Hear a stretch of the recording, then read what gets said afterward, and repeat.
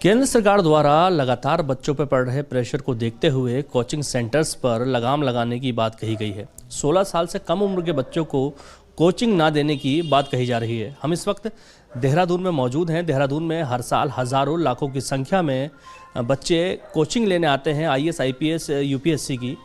हमारे साथ इस वक्त एक कोचिंग सेंटर के कुछ टीचर्स हैं, जानेंगे उनसे जो केंद्र सरकार ने ये फैसला लिया है, इसको ये लोग अपनी नज़र से कैसे देखते हैं। सर, जिस तरह का भी फैसला लिया गया है उसको आप किस लिहाज से देख रहे हैं?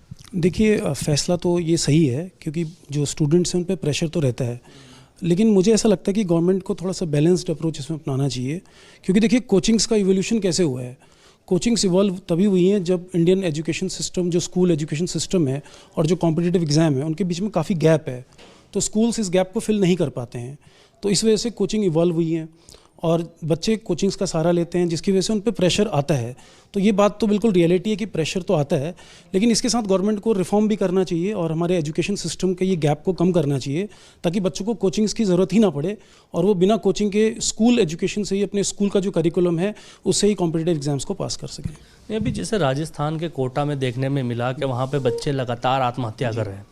एक प्रेशर है बच्चों पर। हाई स्कूल के बाद हम बच्चों को कोचिंग में डाल देते हैं, बच्चों पर कोचिंग का प्रेशर, स्कूल का प्रेशर, माँ बाप का प्रेशर, तो वो इस प्रेशर को झेल नहीं पाते हैं। तो कोचिंग सेंटर जो है उनको लेकर के भी केंद्र सरकार ने थोड़ी सी सख्ती अपनाई है कि उन लोगों को अपना रजिस्ट्रेशन करना होगा और इस प्रकार की अगर इन्वॉल्वमेंट में पाए जाते हैं किसी 16 साल से कम उम्र के बच्चों को पढ़ाते हुए, तो उसके ऊपर 1 लाख रुपए तक का जुर्माना भी लगेगा। देखिए, मैं इसे फिर कहूँगा कि निर्णय, देखिए संवेदना तो बिल्कुल सही है सरकार की, लेकिन निर्णय एक तरफा है। जैसे आपने कोटा की बात की, तो आप देखिए कोटा कोचिंग इंडस्ट्री की तरह इवॉल्व क्यों हुआ। आप देखिए कोटा में ज़्यादातर IIT और नीट की कोचिंग्स होती हैं। अगर आप CBSE बोर्ड या फिर ICSE बोर्ड, कोई भी बोर्ड एग्ज़ाम को अगर देखें, 11th-12th में जो पढ़ाया जाता है और जो एग्ज़ाम्स में पूछा जाता है, तो उसके बीच में बहुत बड़ा गैप है। तो उस गैप को फुलफ़िल करने के लिए स्टूडेंट्स वहाँ पे जाते हैं और अपनी जो स्कूल की, उनकी जो नॉर्मल एजुकेशन, जो उनका प्रोसीजर है, करिकुलम है, उससे उन्हें काफ़ी ज़्यादा हाई लेवल की डिफ़िकल्टी के एग्ज़ाम्स को पास करना है। तो इस वजह से कोचिंग का इवोल्यूशन हुआ है। तो हमें ये समझना होगा कि पहले कोचिंग इवॉल्व क्यों हुई है, ठीक है ना। तो वहीं पर इसका सोल्यूशन है और उस तरह का एजुकेशन सिस्टम, उस तरह का एजुकेशन एनवायरनमेंट, उस तरीके के टीचर्स हमें अपने स्कूल में ही रखने होंगे ताकि बच्चे उस गैप को फुलफ़िल कर सकें। जिस तरह का ये फैसला है, इसके बाद जो कोचिंग सेंटर्स हैं देहरादून के, वो क्या सोच रहे हैं इसको लेकर? देखिए, फैसला तो एक तरफा है क्योंकि देखिए कोचिंग्स तो बुलाती नहीं है बच्चों को। बच्चे तो खुद आते हैं ना कोचिंग पे, क्योंकि उन्हें वो चीज़, देखिए कोचिंग एक तरीके की सर्विस है, तो वो सर्विस उन्हें स्कूल्स में नहीं मिल पाती है। मैं तो फिर यही कहूँगा कि ये एजुकेशन सिस्टम का ही वो है। तो सरकार को ये लॉन्ग टर्म या तो इसमें कोई रिफॉर्म करना चाहिए और एकदम से इस तरह से एक हार्श डिसीजन लेना, मुझे लगता है बहुत सारे बच्चों के लिए ये नुकसान भी है इसका।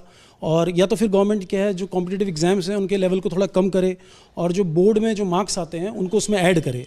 तो यहाँ पर गवर्नमेंट को रिफॉर्म करना होगा। ये आपने एक तरफा ऐसा फैसला ले लिया तो एकदम से जो है ये कोचिंग्स के ऊपर ही मुसीबत आ गई और बहुत सारे ऐसे स्टूडेंट जो मेहनत करते हैं उनके ऊपर भी एक तरह की मुसीबत आ चुकी है। चलिए, केंद्र सरकार द्वारा लिए गए फैसले से जहां एक और कोचिंग सेंटर्स इसको गलत फैसला मान रहे हैं क्योंकि एक तरफा फैसला है, उनका कहना है। दूसरा, जो बच्चे हैं जो काफ़ी कमज़ोर हैं, उनको पढ़ने में दिक्कत आती है, तो उनके माँ बाप उनको आगे पढ़ने भेजते हैं। लेकिन अब इस फैसले के बाद कहीं ना कहीं दोनों ही तरफ मुसीबत खड़ी होती दिखाई दे रही है। दूसरा, जो एक जुर्माने का प्रावधान रखा गया है, उससे भी कहीं ना कहीं कोचिंग सेंटर्स में नाराज़गी देखने को मिल रही है। Danish Khan, ABP live, Dehradun.